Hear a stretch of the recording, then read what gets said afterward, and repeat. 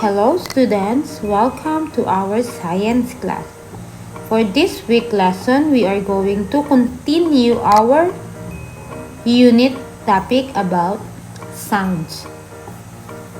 So before we proceed to our lesson today, let's review our lesson last week, artificial sounds. We have three groups of artificial sounds. First is vehicles. Second, musical instrument. Third, appliances. Again, vehicles, musical instrument, appliances.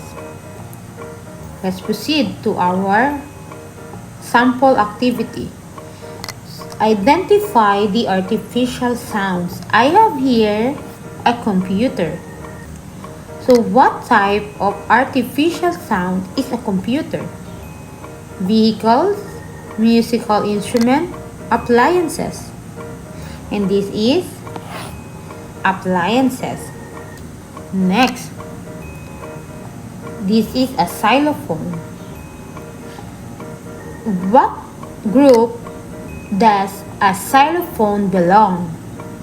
Vehicle, musical instrument, appliances.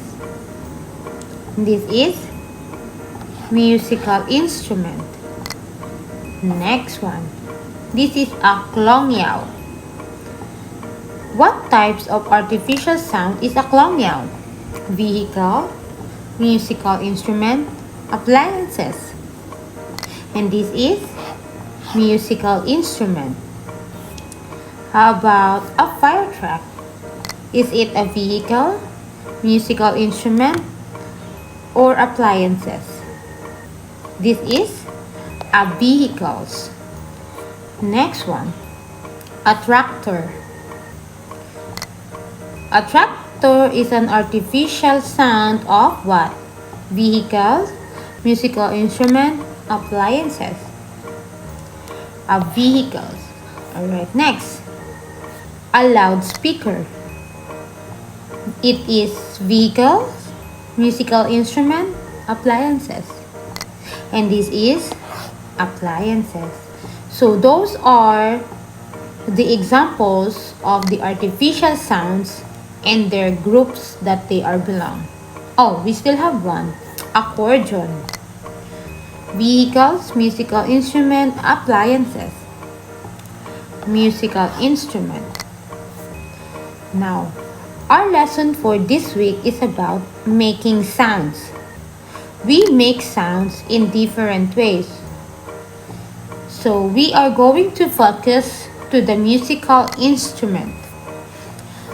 Making sounds, we have beating, plucking, blowing, shaking. Let's go to beating. We have this example of a picture that shows a beating. Musical instrument that produce sounds through beating. Again, musical instrument that produce sounds through beating. This is a drum. Drums produce sound through beating.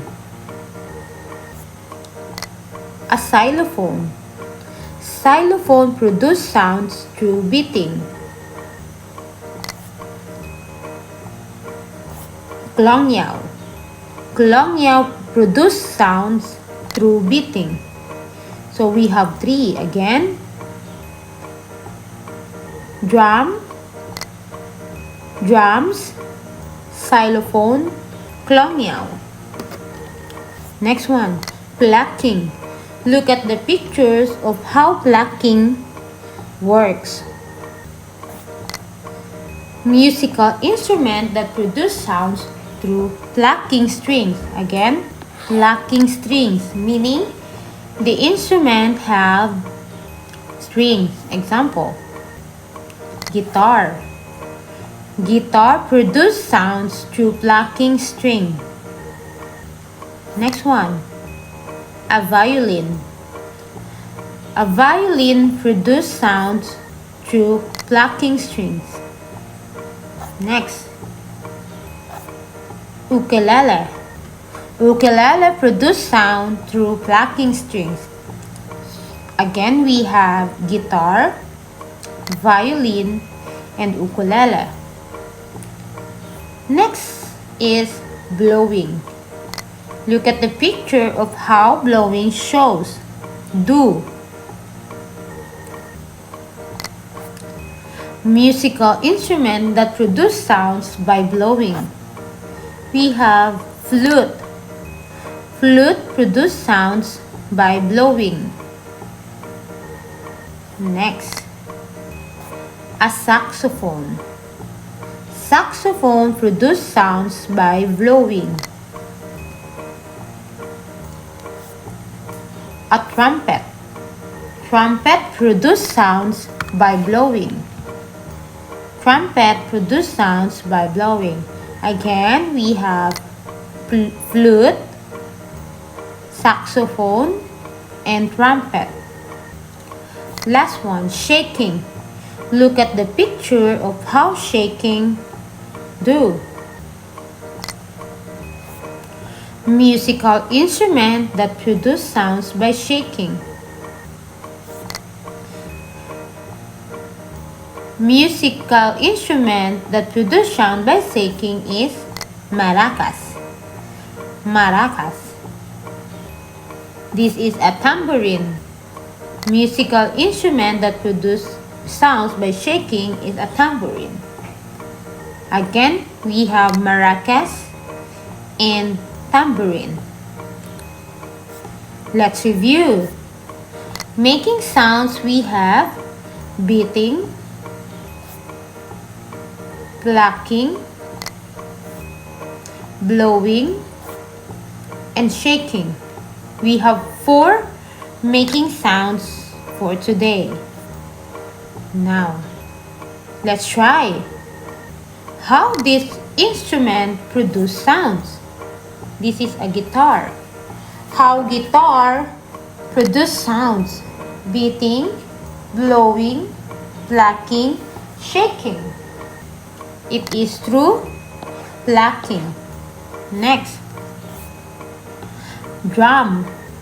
How drum produce sounds: beating, blowing, plucking, shaking. This is beating. Next one, a flute. How flute produce sounds: beating, blowing, plucking, shaking. It is by blowing. And for our activity, if you have book, you can open your science book on page 80 to 81. If you don't have, you can write this on your paper and put a check on the correct action for each musical instrument. Number 1 is drum, 2 xylophone, 3 maracas, 4 guitar, 5 trumpet, and 6 flute. Again, if you don't have books, you can copy this activity on your paper or on your notebook. And that's it for today. Thank you so much, students. See you again next week. Goodbye.